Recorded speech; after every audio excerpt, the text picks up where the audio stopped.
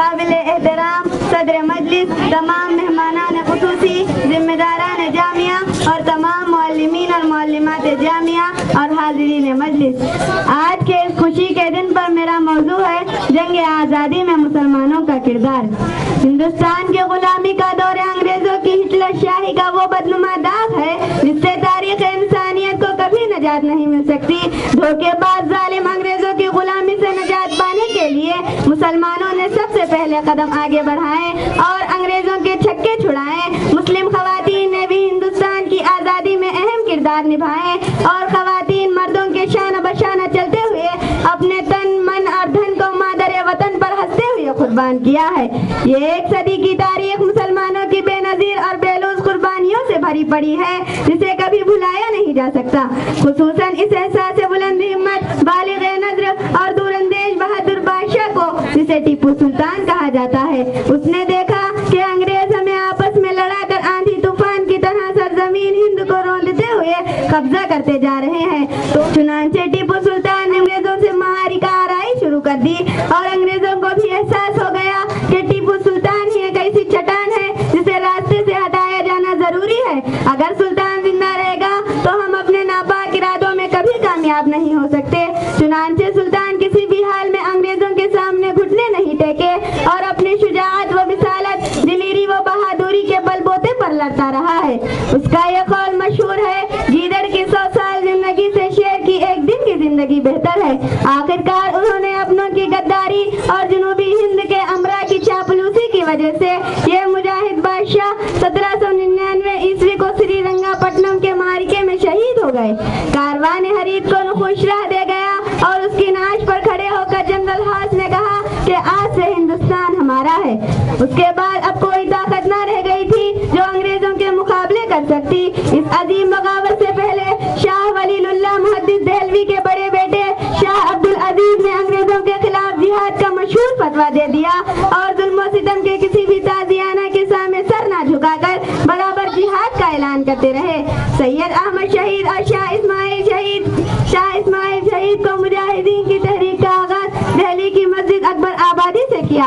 इस मुकद्दस जमात ने अंग्रेजों से जबरदस्त लड़ाई का मंसूबा बनाया था, मगर 1913 ईस्वी में ये तहरीक बालाकोट के मैदानों में दफन हो गई। लेकिन हकीकत यह है कि ये तहरीक ही आइंदा मुजाहिदीन आज़ादी की तहरीकात व तंजीमों और उसकी सरगर्मियों का संग बुनियाद बन गई। इस बगावत का अंग्रेज ने मुसलमानों से सख्त इंतकाम लिया।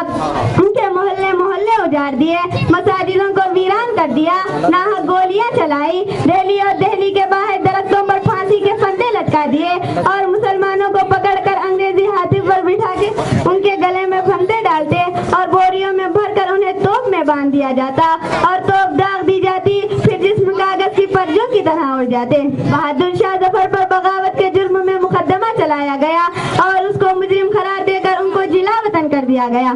तारीख ने वो मंजर भी देखा कि उनके चहीते साहिबजादों मिर्जा मुगल, मिर्जा खिजर सुल्तान, मिर्जा अबू बकर और मिर्जा अब्दुल्ला को कत्ल करके तश्तरी में रखकर उनके सामने पेश किया गया। तो बादशाह ने हैरत अंग्रेज सब्र व ज़ब्त का मुजाहरा करते हुए कहा, अल्हम्दुलिल्लाह तैमूर की औलाद सुरखरुख करके आया करती थी। इस मुजाहिद बादशाह को अपने वतन में दफन के लिए जगह भी ना मिल सकी। कितना है बदनसीब जफर दफन के लिए, कितना है बदनसीब जफर दफन के लिए 2 गज जमीन भी ना मिली कोई यार में। मौलाना आजाद ने हमेशा अंग्रेजों के खिलाफ आवाज बुलंद की और ये कहा था कि हमारे तरक्की के सामने 2 ही राहें हैं, बरतानवी हुकूमत, नाइंसाफी, हक तलफी से बात आ जाए, अगर बात नहीं आ सकती तो मिटा दी जाए। अशफाकुल्लाह खान ललकारते हुए अंग्रेजों से ये कहा था, सरफरोशी की तमन्ना अब हमारे दिल में है, सरफरोशी की तमन्ना अब हमारे दिल में है, देखना है जोर कितना बाज़ कातिल में है। वक्त आने दे बता देंगे तुझे ऐ आसमां, वक्त आने दे बता देंगे तुझे ऐ आसमां, हम अभी से क्या बताएं क्या हमारे दिल में है। यह मुस्लिम कौम है जिसने सबसे पहले आज़ादी बुग़्ल बजाया, जिसने मुस्लिम तहरीकों को जन्म दिया, जिसके मुजाहिदीन ने हिंद व बैरून में आज़ादी के लिए नारे का ज्यादा बदला लेते रहे क्योंकि मुल्क मुसलमानों से छीना गया था। हमारे बुजुर्गों की मुखालिफत का नतीजा था कि मुल्क आजाद हो।